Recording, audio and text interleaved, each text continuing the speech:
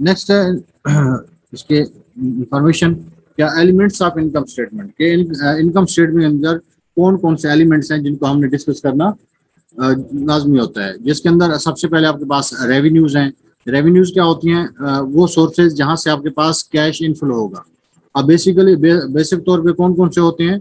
या आप अपने प्रोडक्ट सेल आउट कर रहे होंगे, या आपने कहीं कंपनी में इन्वेस्टमेंट की हुई है, वहां से आपको डिविडेंड रिसीव हो रहा है, या अगर आप सर्विसेज प्रोवाइड कर रहे हैं आपकी ऑर्गेनाइजेशन, तो वहां से आप अपनी सर्विसेज की फी चार्ज करते हैं, या आपने कोई पार्ट बिजनेस का रेंट आउट किया हुआ है तो वहां से आप रेंट रिसीव करते हैं, या आपने किसी को लोन दिया हुआ है तो वहां से आप इंटरेस्ट रिसीव करते हैं। तो ये मेन रेवेन्यू के सोर्सेज हैं जो आपने रिपोर्ट करने होते हैं इनकम स्टेटमेंट के अंदर।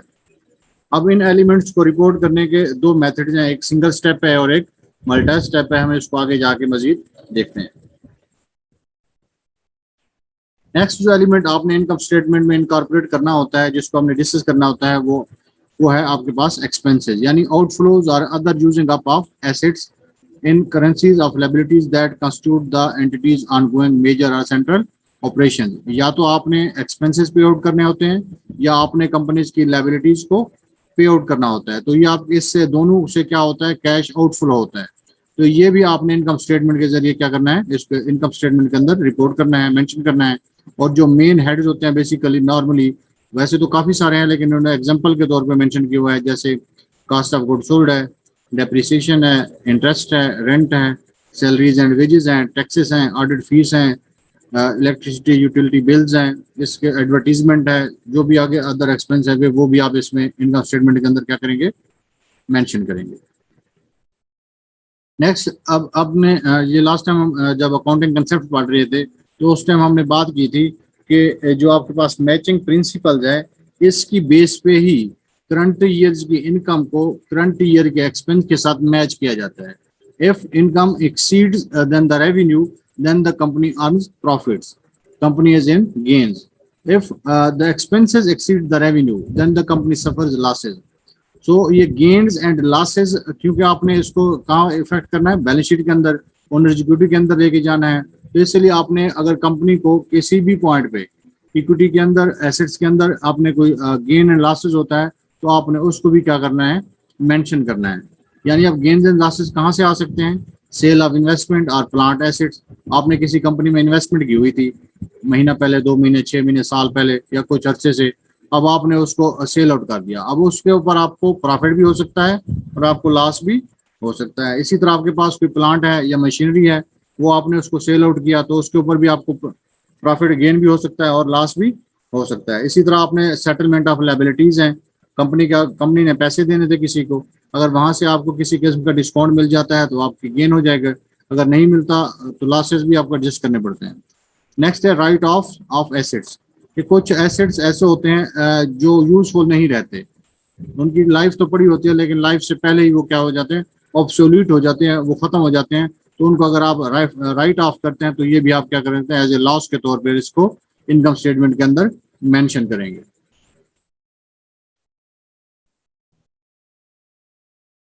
अब इंटरमीडिएट कंपोनेंट्स कौन से हैं? Format refer to as multi step income statement.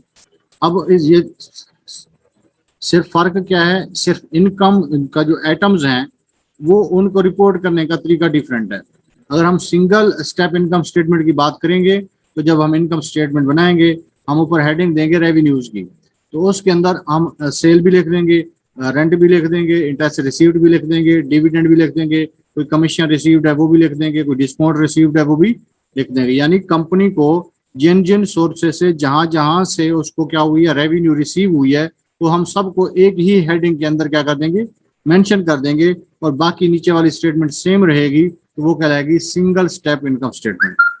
लेकिन हम अगर इसको इनकम को एक जगह पे नहीं लिखते, बल्कि हम पहले स्टेप पे जस्ट सेल ले लेते हैं, फिर cost of good sold, expenses लेके फिर नेट ऑपरेटिंग आ जाती है, फिर हम नीचे जाके एक और हेडिंग देते हैं अदर इनकम या अदर रेवेन्यू, और बाकी रेवेन्यू सेल के अलावा हम नीचे मेंशन कर देते हैं, तो उस सूरत में क्या होगा, ये मल्टी स्टेप इनकम स्टेटमेंट बन जाएगी।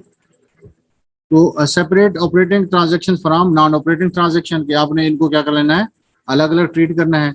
Matches cost and expenses with related revenue, ये मैचिंग कंसेप्ट की बात कर रहा है कि जो कास्ट और एक्सपेंस जिस पीरियड के हैं उसी के साथ मैच करना है, इसके अलावा आपने मैच नहीं करना।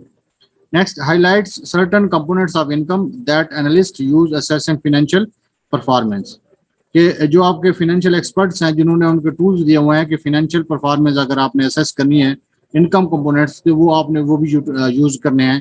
यानी आपकी प्रॉफिटेबिलिटी रेशियो क्या है, gross profit, net profit, operating profit, वो भी आपने इसके अंदर क्या करनी है, मेंशन करनी है।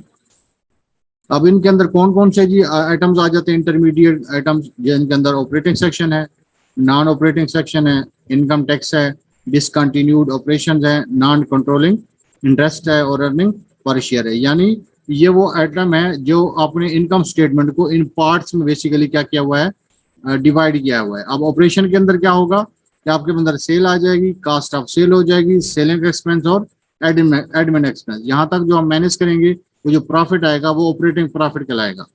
फिर उसके बाद आएगा नॉन ऑपरेटिंग सेक्शन, यानी वो बिजनेस का पार्ट नहीं है वो, लेकिन फिर भी अगर किसी सोर्स से आपकी इनकम हो रही है तो वो आपका क्या कहलाएगा, नॉन ऑपरेटिंग सेक्शन। इसी तरह इनकम टैक्स लायबिलिटी पेश करनी है। अब डिसकंटिन्यूड ऑपरेशन से मुराद क्या है, क्या आपने अपने पूरे बिजनेस को या बिजनेस के किसी पार्ट को या बिजनेस के किसी प्लांट को सेल आउट किया है, वहां से आपको यानी एक प्रोडक्ट बना रहे थे वो सेल नहीं हो रही थी, तो उसको ईयर टू ईयर आपको क्या हो रहा था, लॉस। तो आपने कहा ये प्रोडक्ट और ये प्लांट हम क्या कर देते हैं, डिसकंटिन्यू कर देते हैं। तो ये यूनिट्स पूरा का पूरा भी हो सकता है। जब उसको डिसकंटिन्यू करेंगे तो वहां पे भी आपको प्रॉफिट या लॉसेस हो सकते हैं, वो भी आपने इसको सेपरेट मेंशन करना है। इसी तरह नॉन कंट्रोलिंग इंटरेस्ट और अर्निंग पर शेयर भी आपने इनकम स्टेटमेंट के अंदर मेंशन करनी है। ये आपके पास इनकम स्टेटमेंट, ये आप इसको नोट करना चाहें तो आप इसको नोट कर लें। मैं जरा इसको होल्ड पे लगा देता हूँ।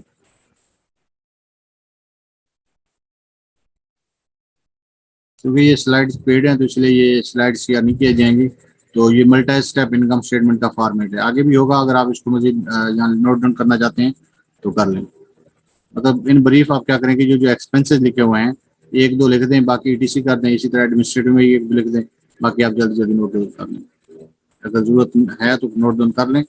मैं 2 मिनट वेट कर लेता हूँ, अगर नहीं तो हम आगे मूव करते हैं। तो बता दें जरा प्लीज। ये फुल स्क्रीन शेयर की हुई है, माइक ऑन करके वो उसके लिए बताते हैं इसके लिए।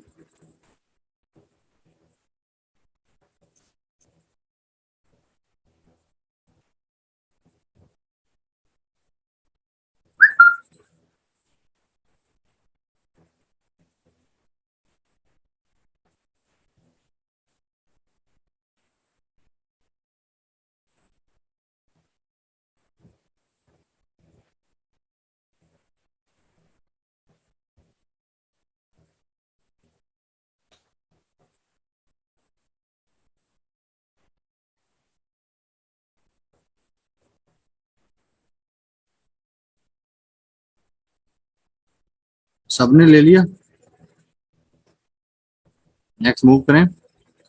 इन्हें जो जो फॉर्मेट्स हैं कि मैं आपको इन्फॉर्म करता रहूंगा, फिर आप ऐसे स्क्रीनशॉट ले लें या मोबाइल से पिक्चर बना लें जो आपको इजी लगे। चलिए नेक्स्ट मूव करते हैं। अब आप ये देखें कि सबसे पहले क्या लिया। अच्छा, इनकम फॉर्मेट बनाते वक्त आपने ये चीज ध्यान में रखनी है कि सबसे पहले कंपनी का नाम लिखा जाता है, उसके नीचे इनकम स्टेटमेंट, फिर फॉर द ईयर एंडेड या फॉर द पीरियड ऑफ जो होता है वो आप मेंशन करेंगे। फिर आपने उसका ये प्रॉपर फॉर्मेट बनाना है, सेल्स, और सेल्स में से अगर आपके पास कोई सेल रिटर्न या डिस्काउंटेड है, डिस्काउंट वगैरह है वो मैनेज करने हैं। फिर नेट सेल आ जाएगी। फिर आपके पास आ जाएगा कास्ट ऑफ गुड्स सोल्ड। अब इसका कुछ बुक्स के अंदर इसको मतलब इसी के अंदर ही cost of goods sold calculate की गई है, और किसी के अंदर आप इसको सेपरेट भी calculate cost of goods sold statement बना के वहां से भी आप डिटरमिन कर सकते हैं। अगर ये उसने खुद दे दिया तो बनाने की फिर जरूरत नहीं है। तो उसके अंदर आप माइनस करेंगे सेल में से कास्ट ऑफ गुड्स सोल्ड, तो आपके पास जो आंसर आएगा वो क्या कहलाएगा, ग्रास प्रॉफिट। अब इस ग्रास प्रॉफिट से सेलिंग एक्सपेंस और एडमिन एक्सपेंस ये माइनस कर लेंगे तो बाकी जो आपके पास इनकम होगी ये क्या कहलाएगी, इनकम फ्रॉम ऑपरेशन। इसके अंदर हम क्या करेंगे, अदर इनकम्स क्या होंगे, ऐड कर लेंगे। जैसे डिविडेंड रेवेन्यू है, रेंट रेवेन्यू है, अगर कोई डिस्काउंट है, कोई कमीशन है, कोई और फीस है, तो इस तरह से वो भी हम इसमें क्या कर लेंगे, ऐड। और अगर कोई और एक्सपेंसेस और लॉसेज हैं तो वो इसमें से क्या कर लेंगे, माइनस। यानी सेलिंग और एडमिन एक्सपेंस के अलावा जैसे इंटरेस्ट ऑन बॉन्ड या नोट्स है, या उसके बाद हम माइनस करेंगे तो हमारे पास क्या आ जाएगा, इनकम बिफोर इनकम टैक्स। अब वो जो टैक्स रेट बताया होगा इस इनकम के ऊपर हम टैक्स कैलकुलेट करेंगे और इनकम टैक्स वो क्या कर देंगे, माइनस करेंगे। तो बाकी जो बचेगी या net income for the year आ जाएगी या नेट इनकम आफ्टर टैक्स कहलाएगी। अब इस बेस के ऊपर आपने क्या करना है, इसकी निकालनी है अर्निंग पर शेयर, यानी net income divided by number of share outstanding. Earning per share कैसे निकालेंगे, net income divided by number of shares outstanding, के इस टाइम कंपनी के कितने शेयर्स मार्केट के अंदर अवेलेबल हैं, आउटस्टैंडिंग हैं, वो डिवाइड करेंगे तो अर्निंग पर शेयर आप इसके डिटरमिन हो जाएगा। अच्छा, अब ये देखें कि ये वाला सेल से लेके इनकम फ्रॉम ऑपरेशन तक, ये वाला सेक्शन ऑपरेशन सेक्शन कहलाता है, और अदर रेवेन्यू अदर एक्सपेंसेस और लॉसेस ये वाला सेक्शन आपका क्या कहलाता है, नॉन ऑपरेटिंग सेक्शन कहलाता है। और इसी तरह इनकम टैक्स वाला इनकम टैक्स सेक्शन कहलाता है, और नीचे आपके पास अर्निंग्स पर शेयर आ जाएगी। अच्छा, अब आप इन ब्रीफ अगर इन समरी के तौर पर वो थी इन डिटेल, अब आपने इसको समरी भी बना सकते हैं कि यानी जो डिटेल्ड इन्फॉर्मेशन है वो आप सेपरेट कैलकुलेट कर लें। जैसे नेट सेल उसने खुद अलग निकाल ली, कास्ट ऑफ गुड सोल्ड ये अलग निकाल दी, ग्रास प्रॉफिट आ गया। अब वहाँ जितने सेलिंग एक्सपेंस है उनको सी नोट, मतलब उसने डी के नाम के नोट बनाया, उसमें सबको क्या कर दिया, सेल ऐड कर दिया, वहां से टोटल यहाँ मेंशन कर दिया। इसी तरह एडमिनिस्ट्रेटिव एक्सपेंसेस भी इसका नोट लिखा होगा, वहां पे सारी लिस्ट बनी होगी और वहां पे ऐड किया होगा, तो ये टोटल आपके पास सेलिंग एंड एडमिन एक्सपेंस बन जाएंगे। तो ये मैनेज करेंगे यहाँ से ग्रास प्रॉफिट से, तो ये आपके पास क्या आ जाएगी, income from operation. Other revenues and gains को भी उसने एडजस्ट किया, रेवेन्यूज और लॉसेस को। उसके बाद इनकम बिफोर टैक्स, फिर इनकम टैक्स और नेट इनकम, वो आंसर वही आ जाता है, सिर्फ वो इन डिटेल है, सारी इन्फॉर्मेशन वहाँ शो की जाती है।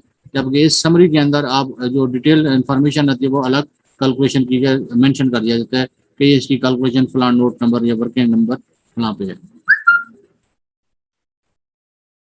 अब ये देखें यहाँ पे है, वो थी जो हम पहले पढ़ रहे थे, वो थी मल्टी स्टेप इनकम, क्योंकि कुछ रेवेन्यूज ऊपर शो हो रही थी और कुछ रेवेन्यूज नीचे शो हो रही थी अदर के नाम से, तो वो थी, इसलिए उसको हमने नाम दिया था मल्टी स्टेप इनकम स्टेटमेंट। जबकि अब हम बात कर रहे हैं किसकी, सिंगल स्टेप इनकम स्टेटमेंट की। अब सिंगल स्टेप इनकम स्टेटमेंट में देखें तो उसने क्या किया, रेवेन्यूज की हेडिंग दी, net sale, dividend, rent revenue, अगर कोई और भी फीस है, कमीशन है, डिस्काउंट्स हैं, जितनी भी आपकी रेवेन्यूज हैं उन सबको क्या कर दिया, इकट्ठा कर दिया एक ही हेडिंग के नीचे, सिंगल स्टेप के नीचे। तो इस और जितने एक्सपेंसेस थे उनको सारे एक्सपेंसेस के नीचे cost of good, selling, admin, interest, income tax जितने भी थे वो सबको क्या कर दिया, एक्सपेंस के नीचे ऐड कर दिया। इसका भी एक सिंगल स्टेप बन गया। तो अब टोटल रेवेन्यूज में से टोटल एक्सपेंसेस उसने क्या कर दिए, माइनस कर ली। उसके बाद क्या ड्राइव हो गया, नेट इनकम, और उसके बाद अर्निंग पर शेयर। यानी बाकी सारा सेम है, जस्ट फर्क किस चीज का है, रेवेन्यूज का। अगर हम उसको एक जगह पे एक ही हेडिंग के नीचे इकट्ठा कर देंगे जितने भी सोर्सेज ऑफ इनकम है तो वो सिंगल स्टेप बन जाएगी। अगर हम इनको सेल को अलग ट्रीट करेंगे और बाकी जो अदर रेवेन्यूज है उनको अलग ट्रीट करेंगे तो वो क्या कहलाएगी, मल्टी स्टेप इनकम स्टेटमेंट।